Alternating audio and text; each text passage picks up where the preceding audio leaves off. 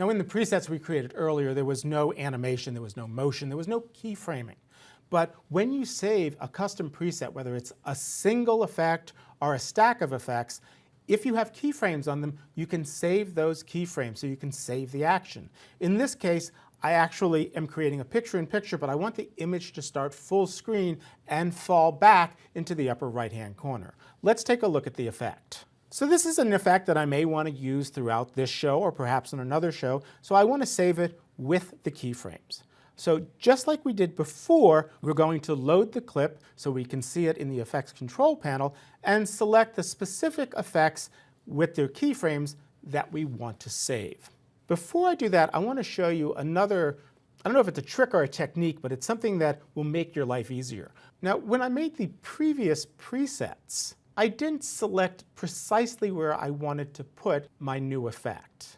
And because of that, whenever I made the preset, it showed up at the very top of my presets folder. And then I had to drag it into the ABBA folder.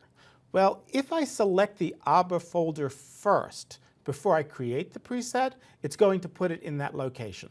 So again, it's going to be a lot more efficient. Every time you save a click, saves you time.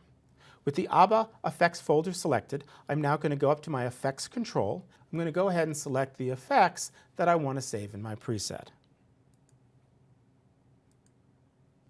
And you'll notice that all of these do have the keyframes attached to them. With them selected, I can right-click and choose Save Preset. We get the same dialog box that we did before, and so we should go ahead and name it properly. And I'll call this Animated Upper Right Picture-in-Picture with Lights.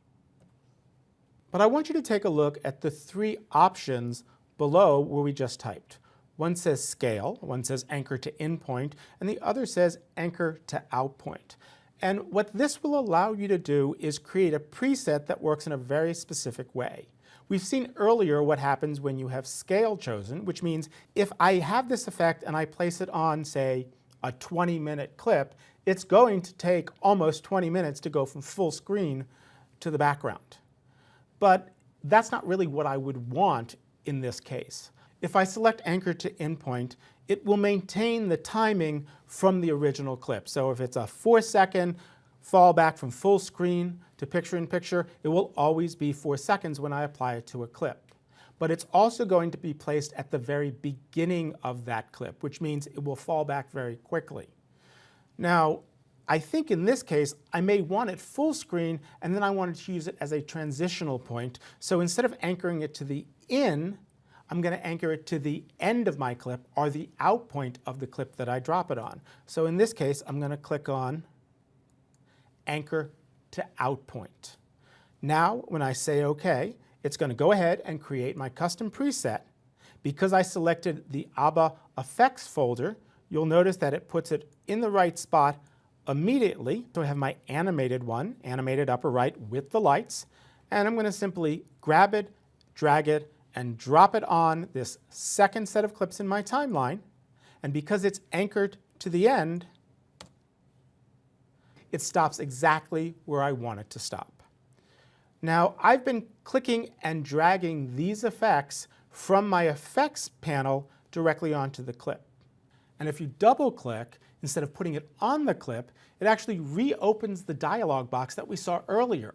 And what I can do here is I can switch it from, say, Anchor to Outpoint to Anchor to Endpoint. So now I can place this modified preset on a clip, and it will drop back very quickly, go to the upper right-hand corner, and stay there for the duration of the clip's timing. So being able to save a clip with keyframes, so you can either have animation of movement, or maybe the effect itself changes over time, such as it goes from out of focus to in focus, can again save you time when you're editing.